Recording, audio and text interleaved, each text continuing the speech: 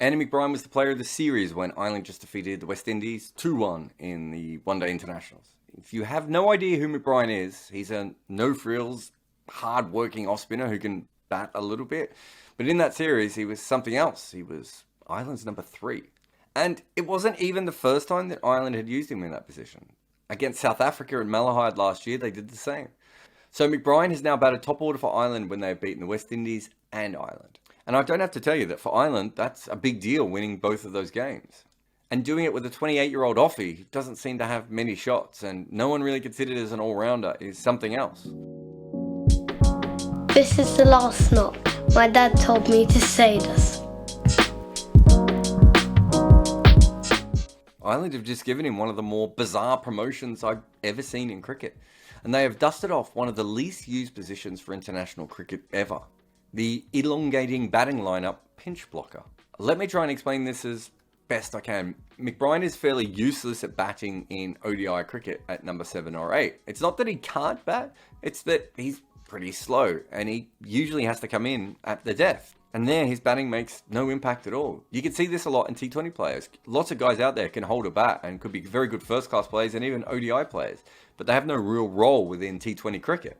And that's where McBrine's batting has been for Ireland, sort of locked in this position that didn't really help them.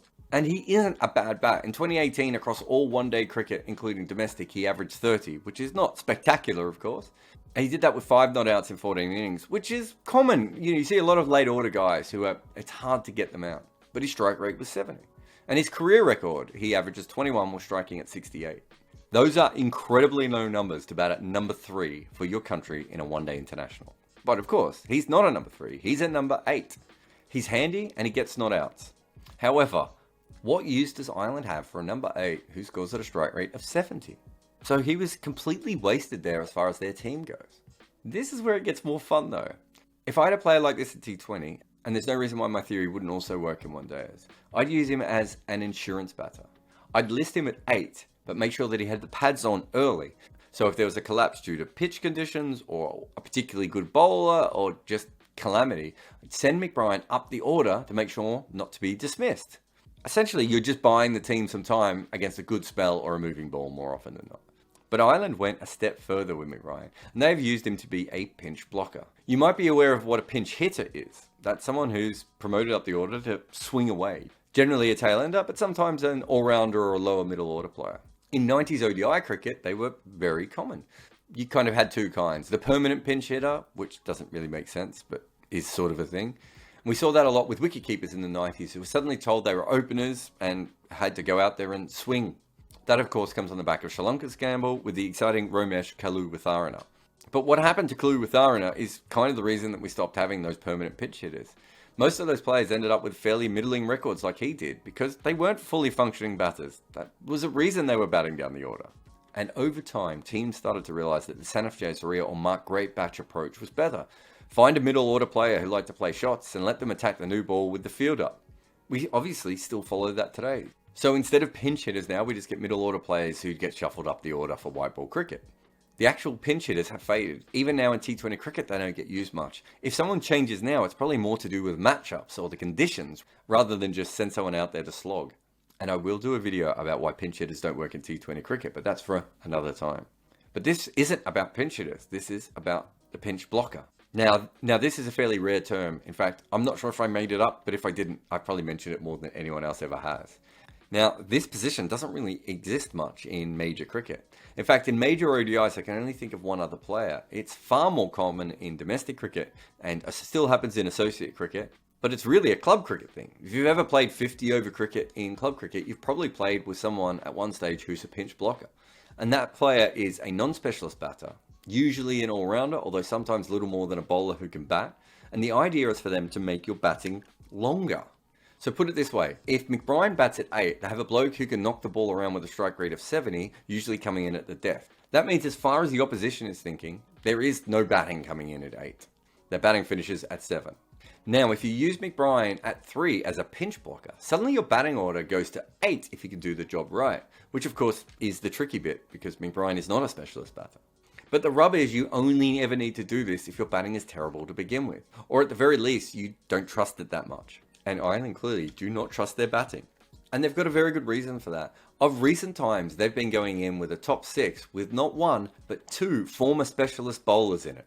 McBrine obviously being one, and the other one is left-arm finger spinner George Dockrell. Now both have improved a lot over the years with the bat, but they both have also batted at number 11 for Ireland. In Dockrell's case, quite a lot. And his career record is 17.5 with a strike rate of 72. Now, there's no doubt that Dockrell has developed a lot with the bat of recent times. But what does it say about Ireland that they have 2 non-batters in their top 6? Alarm bells should be, and are, ringing in Ireland cricket because of this.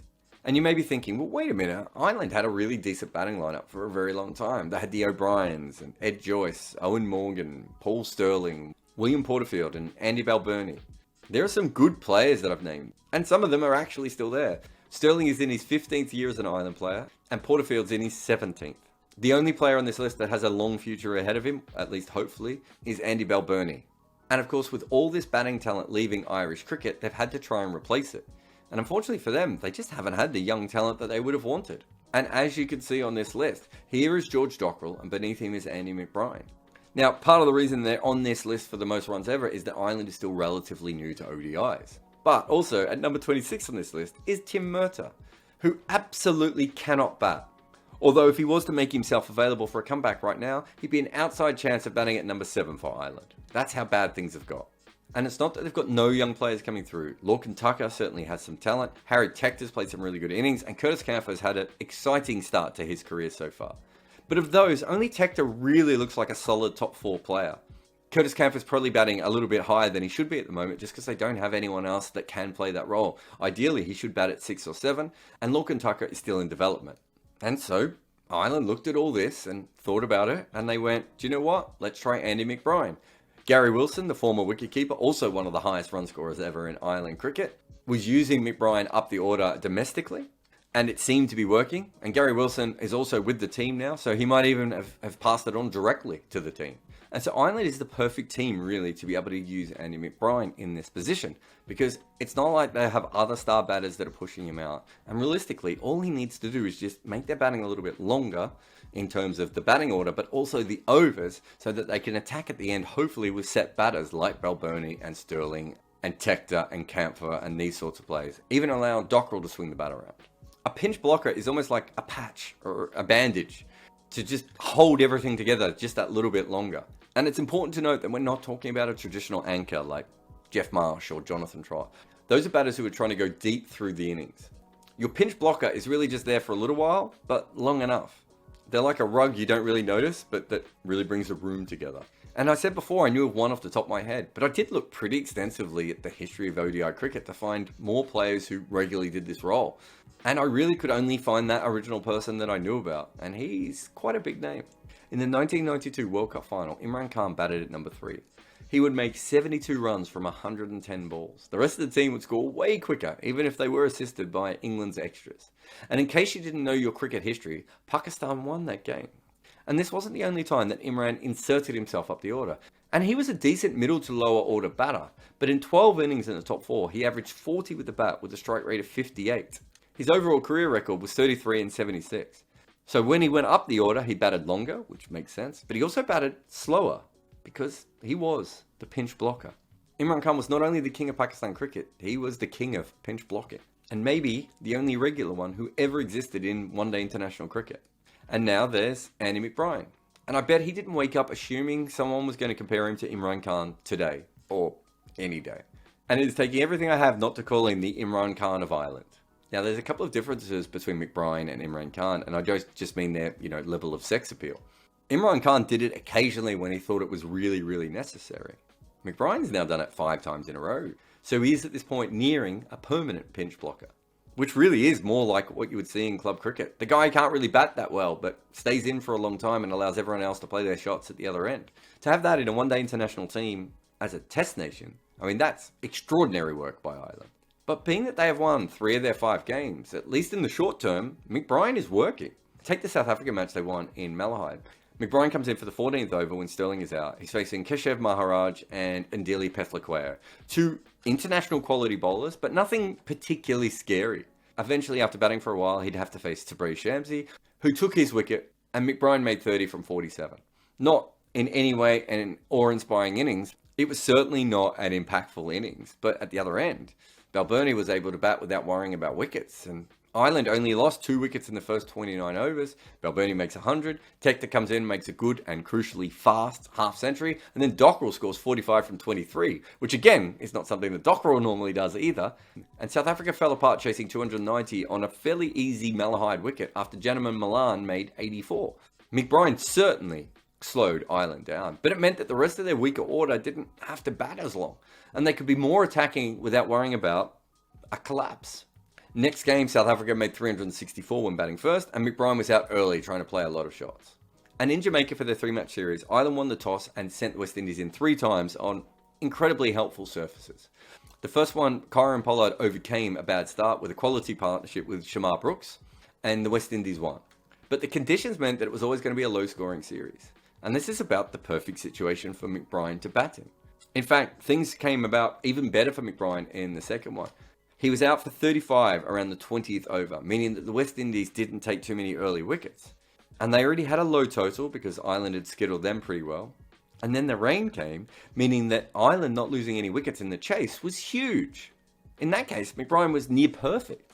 And in the last game, the West Indies made no runs. And so Ireland only had to chase 212. Again, a situation made for someone like McBrine.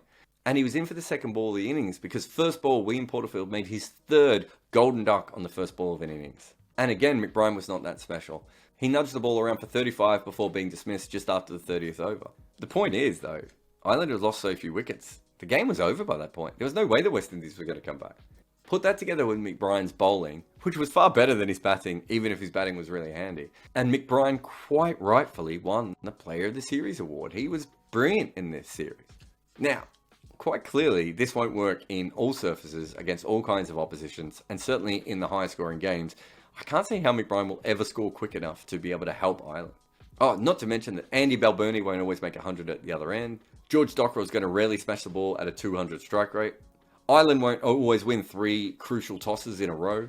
The rain won't always come. And Ireland's impressive seam bowlers won't always run into a weak batting lineup. There are also other things that McBrine's going to have to overcome. Like, no one's ever planned to bowl to McBrine, right? Because you don't have to. He was a number 8 that didn't really damage you that much before. Now, people are going to start looking into him and they're going to find weaknesses. And the very obvious weaknesses are that he can stay in for a long time, but he really struggles with rotating the strike. That's going to bother the batters at the other end. But the most important one is that Andy McBrine is really not good against the short ball. The West Indies knocked him unconscious in their first game. And in the second game, he hooked off his head with his face in another direction. It did not look like a very good or professional shot. Now, in these particular situations, it didn't matter. In both, he'd already done his job. But there are going to be times when he faces a lot of short bowling from very quick bowlers on more helpful pitches than he had to in Sabina Park. And these are just the 2 obvious weaknesses that I've seen in a couple of innings. There's a reason why he bats at number 8 for a living, right? I mean, he's probably never going to be a fully functioning number 3. And Ireland kind of know that. They're just trying to cheat a little bit. It's a hell of a gamble, and to be fair, and despite the fact that a lot has gone right and they've been lucky, it has worked so far. So I'm going to assume that McBrine is going to continue to be their number 3. His record batting there so far is great. He's averaging 44 with a strike rate of 66. It's as beautiful as it is bizarre. And it shouldn't work long term. But it also shouldn't have worked as well as it already has. Ireland are using a number 8 to prop up their broken batting. And so far, the pinch blocker is doing his job. As weird as that job actually is.